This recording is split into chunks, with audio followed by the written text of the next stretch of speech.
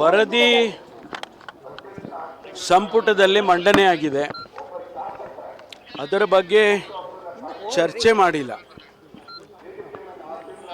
ಆ ವರದಿಯಲ್ಲಿ ಏನಿದೆ ಅದನ್ನೆಲ್ಲ ಓದಿಕೊಂಡು ನಂತರ ಮುಂದಿನ ಸಂಪುಟದಲ್ಲಿ ವಿಶೇಷವಾದಂಥ ಸಭೆಯನ್ನು ಮುಖ್ಯಮಂತ್ರಿಗಳು ಕರೆದಿದ್ದಾರೆ. ಬರೀ ಅದೊಂದೇ ಸಬ್ಜೆಕ್ಟ್ ಇರಬೇಕು, ಯಾರು ಬೇರೆ ಸಬ್ಜೆಕ್ಟ್ ತರಬಾರ್ದು ಅಂತ ಎಲ್ಲ ಸಚಿವರಿಗೂ ಕೂಡ ಸೂಚನೆಯನ್ನು ಮುಖ್ಯಮಂತ್ರಿಗಳು ಕೊಟ್ಟರು. ಹಾಗಾಗಿ ಮುಂದೆ 17ನೇ ತಾರೀಕು ಸಚಿವ ಸಂಪುಟದಲ್ಲಿ ಈ ವರದಿಯ ಬಗ್ಗೆ ಚರ್ಚೆ ಆಗುತ್ತೆ. ಚರ್ಚೆ ಆದ ನಂತರ ಸರ್ಕಾರ ಅದನ್ನು ಒಪ್ಪಬಹುದು, ತಿರಸ್ಕಾರ ಮಾಡಬಹುದು. ಆದರೆ ಹೆಚ್ಚಿನ ಅಂಶ ಈಗಾಗಲೇ ಮುಖ್ಯಮಂತ್ರಿಗಳು ತಿಳಿಸಿದ್ದಾರೆ. 95% ಸರಿ ಇದೆ ಎನ್ನುವಂಥ ಮಾತನ್ನು ಮುಖ್ಯಮಂತ್ರಿಗಳು ಹೇಳಿದ್ದಾರೆ. ಹಾಗಾಗಿ ಒಪ್ಪುವಂಥ ಸಾಧ್ಯತೆಗಳು ಹೆಚ್ಚಿದಾವೆ.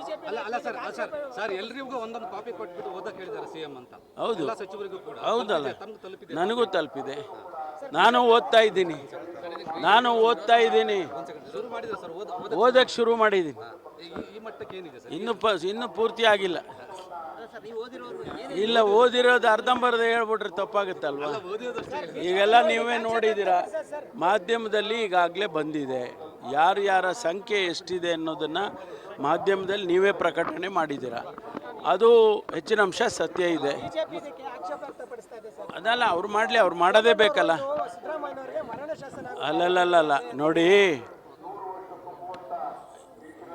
ಎಷ್ಟು ವರ್ಷದಿಂದ ಇದು 2015ರಿಂದ ಪ್ರಾರಂಭ ಆಗಿದ್ದು, ಇಲ್ಲಿವರೆಗೂ ಸುಮಾರು 10 ವರ್ಷ ಆಯ್ತಲ್ವ? 10 ವರ್ಷ ಆಗಿ ಒಂದು ಸರ್ಕಾರದ ವರದಿ, ಅದನ್ನು ಒಪ್ಪಿಗೆ ಆಗಲಿ ತಿರಸ್ಕಾರ ಆಗಲಿ ಅದು ಬೇರೆ ವಿಷಯ. ಸರ್ಕಾರಕ್ಕೆ ಕೊಡುವಂಥ ಪ್ರಕ್ರಿಯೆನಾದರೂ ಆಗಬೇಕಲ್ಲ. ಸರ್ಕಾರದ ಹಣ 168 ಕೋಟಿ ಖರ್ಚು ಮಾಡಿ ಅದಕ್ಕೊಂದು ಹೌದಪ್ಪ ಇದು ತಪ್ಪು ಇದು ಸರಿ ಅನ್ನೋದಾದರೂ ಹೇಳಬೇಕಲ್ವ? ಅದನ್ನು ಭಾರತೀಯ ಜನತಾ ಪಾರ್ಟಿಯವರು ಅವ್ರು ಸರಿ ಇಲ್ಲ ಅಂತ ಹೇಳಿ ತೊಂದರೆ ಇಲ್ಲ. ಆದರೆ ಏನು ಸರಿ ಅಂತ ನಾವು ಹೇಳ್ತೀವಲ್ಲ, ನಾವು ವರದಿಯನ್ನೆಲ್ಲ ಓದಿದ ನಂತರ ಸರ್ಕಾರ ಅದನ್ನು ಒಪ್ಪಿದ ನಂತರ ಹೇಳ್ತೀವಿ.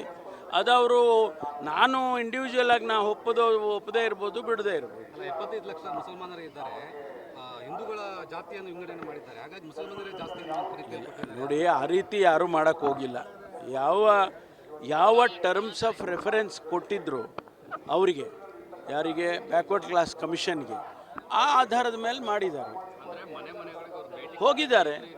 1,37,00,000 ಫ್ಯಾಮಿಲಿಗಳಿಗೆ ಮನೆಗೆ ಹೋಗಿ ಭೇಟಿ ಮಾಡಿ ಅವರ ಸಿಗ್ನೇಚರ್ ತೊಗೊಂಡು ಬಂದಿದ್ದಾರೆ. ಯಾರಿಗಾದರೂ ಅನುಮಾನ ಇದ್ದರೆ ಇಂಥ ಊರಿನಲ್ಲಿ ಇಂಥ ಮನೆಗೆ ಹೋಗಿಲ್ಲ ಅಂದರೆ ಅದನ್ನು ಬೇಕಾದರೆ ನೋಡ್ಬೋದು. ಅವರ ಅಲ್ಲಲ್ಲ, ಬ್ಯಾಕ್ವರ್ಡ್ ಕ್ಲಾಸ್ ಕಮಿಷನ್ ಆಫೀಸಿಗೆ ಹೋದರೆ ಯಾವ ಊರಲ್ಲಿ ನೀವು ಎಲ್ಲಿ ಯಾವ ಮನೆಗೆ ಹೋಗಿದ್ರಿ ಅಂತ ಬೇಕಾದ್ರೆ ತೋರಿಸ್ತಾರೆ. ಜಾತಿ ಗಣತಿಯಲ್ಲಿ ಸ್ವಾಮೀಜಿಗಳು ಸೇರಿರ್ತಾರಲ್ಲ, ಯಾರು? ಎಲ್ಲ ಜನಸಂಖ್ಯೆ ಅಂದರೆ ಯಾರೋ ಒಂದು ಜನ ಬಿಟ್ಬಿಟ್ಟು ಮಾಡೋಕ್ಕಾಗುತ್ತಾ? ಎಲ್ಲರೂ ಸೇರಿ ಸ್ವಾಮೀಜಿಗಳು ಹೇಳಿದ್ರು ತಮ್ಮ ಮಠಕ್ಕೆ ಬಂದಿಲ್ಲ, ನಮ್ಮನ್ನು ಯಾರೂ ಕೇಳಲಿಲ್ಲ. ಅದು ನೋಡೋಣ, ಪರಿಶೀಲನೆ ಮಾಡಲಿ. ಅಲ್ಲ, ಪರಿಶೀಲನೆ ಮಾಡೋಣ. ಒಂದು ವೇಳೆ ಆ ರೀತಿ ಆಗಿದ್ದರೆ ಅದಕ್ಕೇನು ಉತ್ತರ ಮಾಡಬೇಕು, ಕರೆಕ್ಟಿವ್ ಮೆಜರ್ಸ್ ಅಂತ ಇರ್ತಾವಲ್ಲ, ಅದು ಮಾಡೋಣ.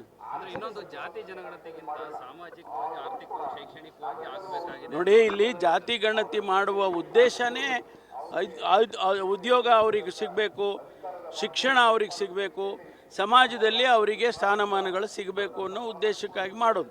ಹಿಂದೆ ಉಳಿದಿದ್ದಾರೆ ಸಮಾಜ, ಯಾವುದೋ ಒಂದು ಸಮಾಜ ಹಿಂದೆ ಉಳಿದಿದ್ದಾರೆ ಅಂದಾಗ ಅವರನ್ನು ಮುಂದಕ್ಕೆ ತರೋ ಅಂಥದ್ದು ಟರ್ಮ್ಸ್ ಆರ್ ರೆಫರೆನ್ಸ್ ಕೊಟ್ಟಿರೋದು.